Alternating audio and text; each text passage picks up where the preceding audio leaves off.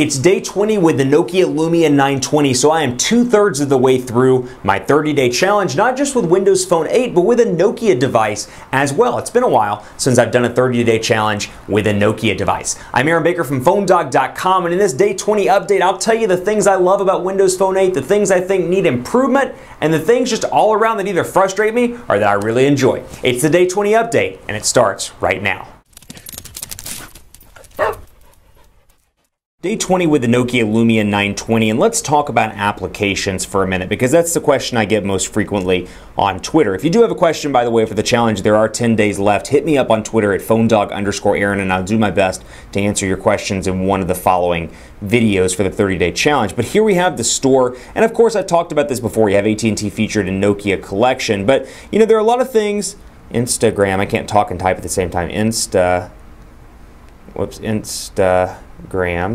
And there is Instagram, but for example, Instagram they have music, but they don't have the actual application itself. What they do have, Dagram, and I can't type sideways, D-A-G-R-A-M, and then that application, WP-gram, pops up, and of course some Instagram stuff down through here.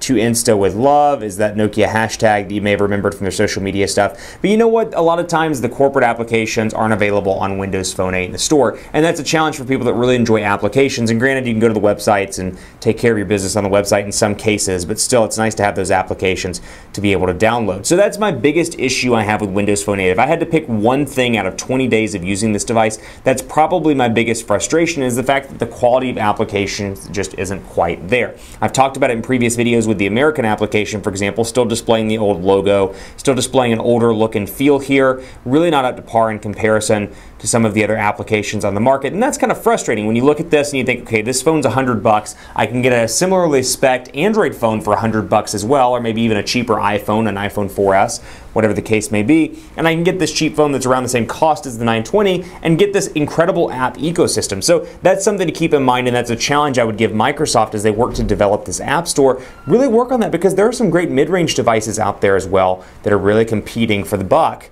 and at $99 there are quite a few that are competing. So overall, messages have been good. You know, I complained early on about the messaging and the way that the notifications pop up on the Windows Phone 8 devices, and overall I've gotten used to it. It's not the best by any stretch of the imagination. It could be a little bit better. I don't like the fact that it pops up here at top and that's it. I'd love to have some more notifications, but what I do like is, for example, when I get a text, it pops up top, or if I'm at my lock screen, I can customize it, and I actually don't remember what I have it on right now, but I can customize where I get a couple of additional areas, or a couple of additional lines, if you will, for additional stuff. So for example, let's see, what am I looking for?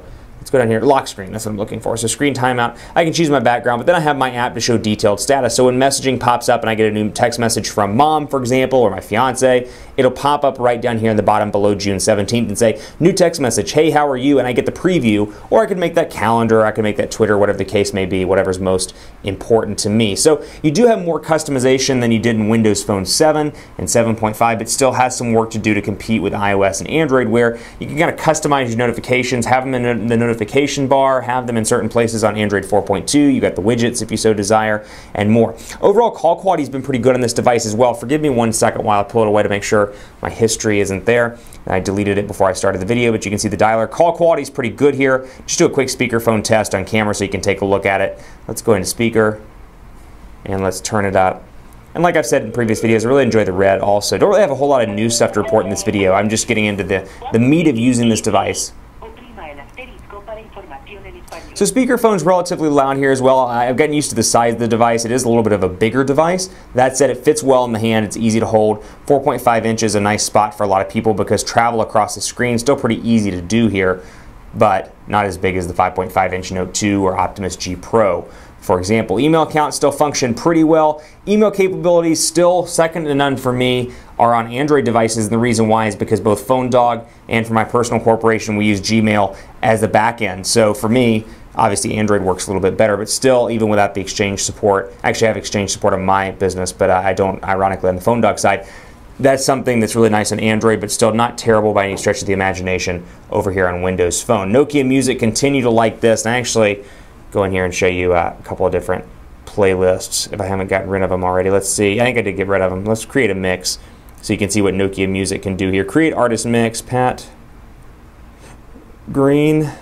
Let's do Trisha Yearwood, and let's do Billy Currington. And I can play a mix here, and it's going to be a super countrified mix. But you get the idea. Nokia music, very similar in a lot of ways to Pandora. I can skip 6 times. On the free version, there's a paid version as well, but here you go, for example. I can obviously play that, and then when I turn it off and back on, I've got the shortcuts to the music or the music area, and then of course, boom, got that, and I can pause it from the lock screen and resume what I'm doing. So multitasking, that was another question I had. You can see multitasking, press and hold the back button. Pretty easy, and it resumes relatively quickly. Keep it locked on PhoneDog.com for continuing coverage. I've got 10 more days with the Nokia Lumia 920. Hit me up with the pressing stuff you want to see covered. I'll do my absolute best to cover that for you because, hey, this series is all about you. It's all about helping you pick a device that works the best for you, and I'm hoping that these in-depth reviews, these in-depth 30 days, help a little bit more than a typical 72-hour or 96-hour review. Let me know. I'm on Twitter at PhoneDog_Aaron, Facebook, Facebook.com/HiAaronBaker, and on Google Plus at gplus.to/PhoneDog. Thanks for watching. Much more to come on PhoneDog.com. I'll see you next time.